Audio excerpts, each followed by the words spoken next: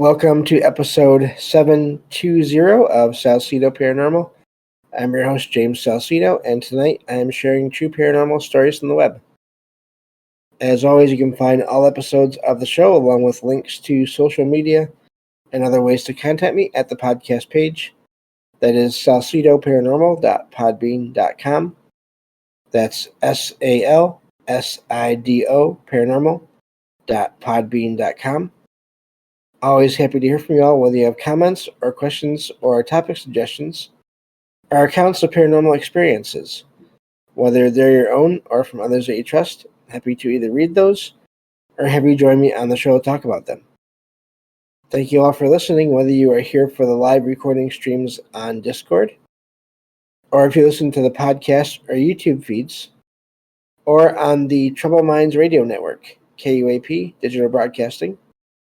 There you can hear replays of 2 episodes of my show every night at 6 p.m. Pacific, 9 p.m. Eastern, right before Michael Strange and Troubled Minds Radio comes on.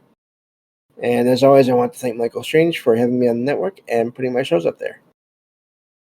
If you'd like to support the show, you can always share the show with others and rate and review it on your favorite podcast platforms. You can find books I've written, paranormal fiction and nonfiction, over on Amazon. You can also sign up for the Patreon page and get all the previous content there, plus new content whenever I release it, which will hopefully be happening once a month from starting in February. Or you can just make one-time donations through PayPal. Support is never expected, but always appreciated, as there are expenses in making these shows, from equipment to research materials to travel expenses in some cases. I think that takes care of everything for now. Also, just a reminder for anyone that is ever here for the live streams on Discord, I'm going to be starting a new monthly show. It'll be recorded on Discord, so it'll be available to everyone to be here for on this platform. But it's going to be released in the Patreon feed, and it's going to be, at least for now, tentatively titled Trick or Treat. And it's going to be an open conversation with myself and whoever else wants to join me on the stage, all about all things paranormal and or food. This kind of came about because of so many conversations I've had on Discord with so many friends, and a couple of them have said that we should record those. And I didn't want to just do that automatically, because that doesn't seem right, of course.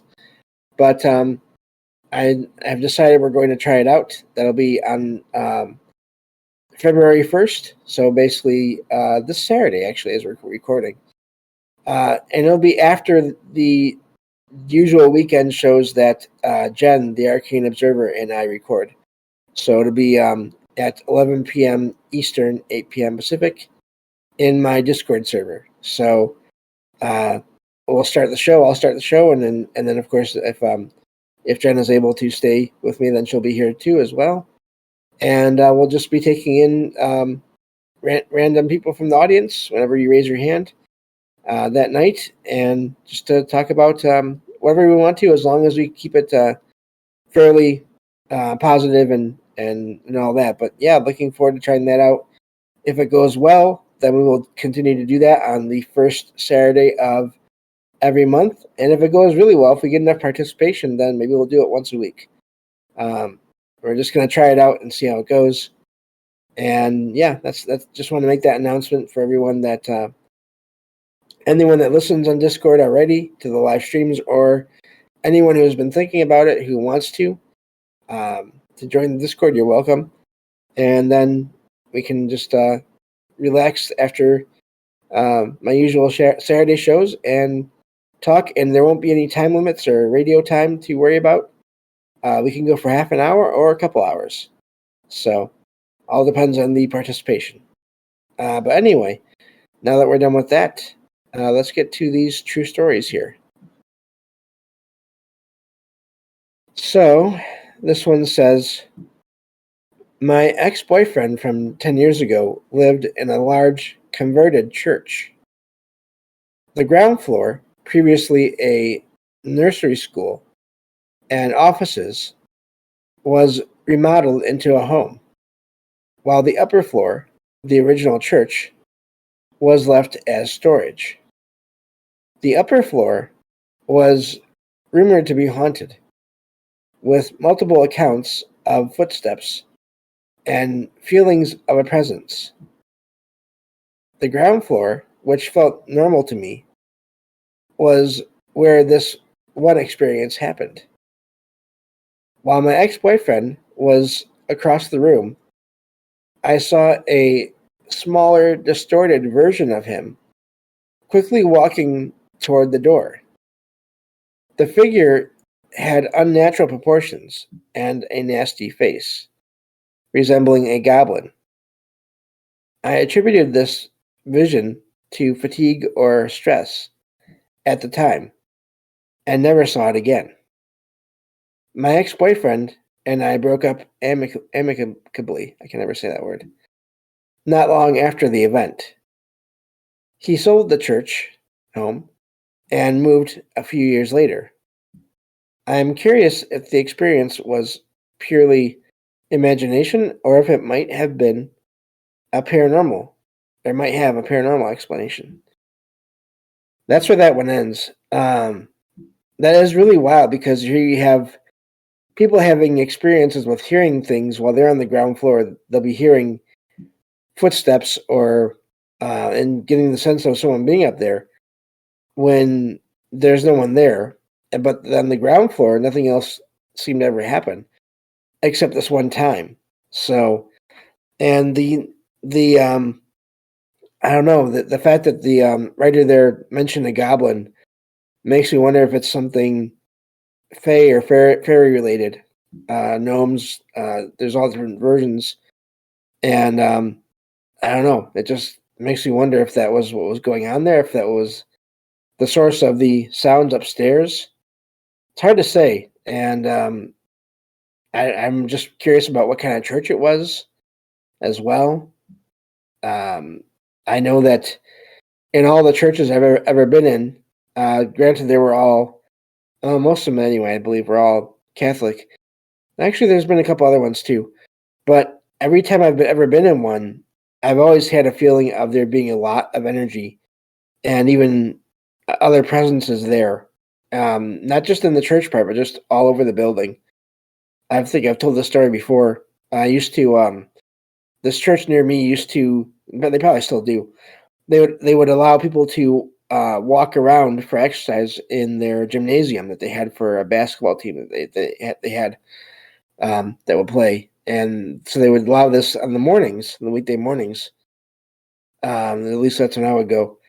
And whenever I'd be in whenever I'd go there to do that, whenever I'd head down the hallway that led to that room, I would always feel like there was one or more people around that I couldn't see. And then if I'd be alone in that gymnasium sometimes, which people would be there sometimes, other times not. If I was alone in there, I would hear footsteps across from me in the gymnasium.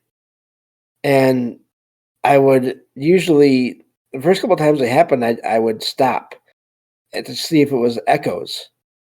And the footsteps would go on for another second or two after. So I know it wasn't just me. And it never felt bad. I was never uneasy or worried.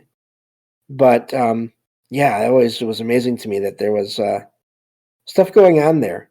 And so, yeah, I don't doubt that there could be in any place that is or was any kind of a religious center of any kind. I imagine that's probably many of them have similar situations going on there, even if they don't want to focus on that, which I totally understand. But yeah, that's a neat account there of an experience. So I've never actually seen anything anywhere like that, any kind of church, but I've definitely heard the sounds and felt the presences there. So moving on to the next one here. And let's see here. Okay. This one says, I have had many paranormal experiences, mostly at home, but this happened in public. during the day, and I had a witness, making it unique. This happened in early June in 2019. It was graduation day at my high school. We only had a half day of classes because of the ceremony. I was a second year student, and so I was allowed to go home early.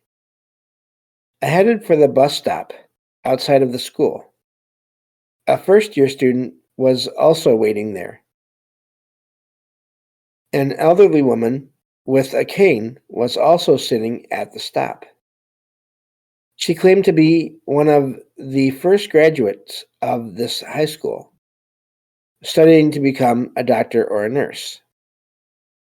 I had a brief conversation with her about graduation and her past. The first year student stood nearby, listening, but not engaging in the conversation. I noticed the bus approaching and turned away for 5 to 10 seconds. When I turned back to ask the elderly woman if she needed help getting on the bus, she was gone. There was no way she could have gone anywhere in such a short amount of time. The other student and I were both shocked and confused. It was confirmed through the student's expression that he had also seen this woman. I boarded the bus calmly, as I am used to paranormal encounters. Later, I figured that if the woman truly was one of the first graduates of the high school, she would have been about at least, 130 years old. And that's where that one ends. I may have to do a show at some point on bus stop experiences, because I've had a few other stories pop up in the show over the last few years of doing this, about strange experiences or encounters in and around bus stops. And if you think about it, it's a small area, but it's a place where many people come and go and stay for however long, brief periods of time. But there's a lot of coming and going there, a lot of energy coming and going. People could be worried they're going to miss the bus. People could be worried that, or annoyed that they have to wait there for however long they have to wait there if they're really early. Just all kinds of emotions could be going on there that could leave all kinds of energy, possibly. So that may have to be one of the those special topic-based true stories from the web shows that I did a little while back regarding elevators and gas stations. Those are the two shows I did searches for online for actual experiences in and around those surroundings. May have to do that for bus stops and some other thing at some point. One of these Mondays that we record. So, but yeah, that's an amazing one there. And it sounds like the writer there and this other student either encountered a spirit somehow, or there was some weird time overlap there. And it lasted for just a little while, just long enough for them to have that conversation before everything returned to normal somehow. Again, not that I know how any of this works, but that is an amazing one. And again, it's not like Hollywood, like you see on TV or movies. It wasn't the writer and their classmate or school, the other student, they weren't attacked. Nothing else terrifying happened there. Just this weird experience that they both had. So, and I like that. I'm always glad when people share these experiences where there's someone else there that they can verify. The writer can verify that someone else had this experience with them. Those are always amazing to me. So, not that I'd ever discount the experiences people have on their own, because, my gosh, most of mine have been alone. So, but the ones with witnesses are always amazing as well. Moving on to the next true story here. Let's see here. Okay. This one says, I am an atheist and skeptical about ghosts. Still, I can't explain any of this away logically. I started working as a bartender in a hotel about 5 months ago. The hotel is over 100 years old and was one of the first buildings in its suburb. I often see shadows moving in specific areas out of my peripheral vision, but no one is ever there. I often feel like a customer is walking past me, but find no one around. I will usually hear my name called several times during my shift, even though no one else is there. My mother worked at the same hotel in room service years ago. She claimed the hotel was haunted and shared that she had seen a ghost there. I work as a bartender at another, more modern location, but I have never experienced similar things there or anywhere else. This suggests that these experiences are specific to the old hotel. Whatever is here, I don't sense any negative intent from it. I am not intimidated or uncomfortable, and none of this has interfered at all with my work. So even though I don't believe in ghosts, I do think this hotel is haunted. And that's where that one ends. That's amazing when you have people that say that kind of a thing. I don't believe in any of these things, but then they'll have that experience, and they'll say, "Well, I don't know what this is," and but I don't believe in any of this. But this happened, and I can't explain it. So, and that's where they leave it, which I understand. It's also amazing that their mom had sightings, at least one sighting in the hotel, and I wonder if that's a sensitivity thing or that's passed down. I've heard of that before. I'd be curious what other people that worked in the hotel and or the bar attached to it, if anyone else had any experiences. Of course, we can't know that because we only get what are in these posts. But I'd be curious if other people had experiences, then it could just be the location. But if it's just those two that are related, it could be a combination of the location and maybe that family being sensitive. Because I do think that sensitivity can be inherited, and it can skip generations, but it can run through families. So that was a neat one there. I like how, and even with all that though, I like how they mention and they make sure to sort of emphasize that they're not worried. It's not anything that's giving them problems, but they just can't explain it. So let's see if we can get one more done here for this show, and then we'll probably have to stop there for this night. Yeah, it's a fairly long one. Okay, this one says, I am a grounded individual. I am not mentally ill, on psychotropic medications, or using drugs. I have experienced a recurring phenomenon for the past 10 years, initially occurring every 6 months, but now happening monthly and sometimes even more often than that. I work in retail, and I have interacted with many people, including regular customers, for over a decade at the same location. I have noticed certain regular customers disappear for a while and then wondered where they were and how they were doing. Strangely, when after thinking about these individuals, they reappear shortly afterward. Sometimes within a day, the same day, or a couple of days later. A customer with a degenerative disease whom I hadn't seen in 2 years suddenly appeared the day after I thought about him. This particular encounter left me feeling unnerved, and I took an early lunch break to calm down.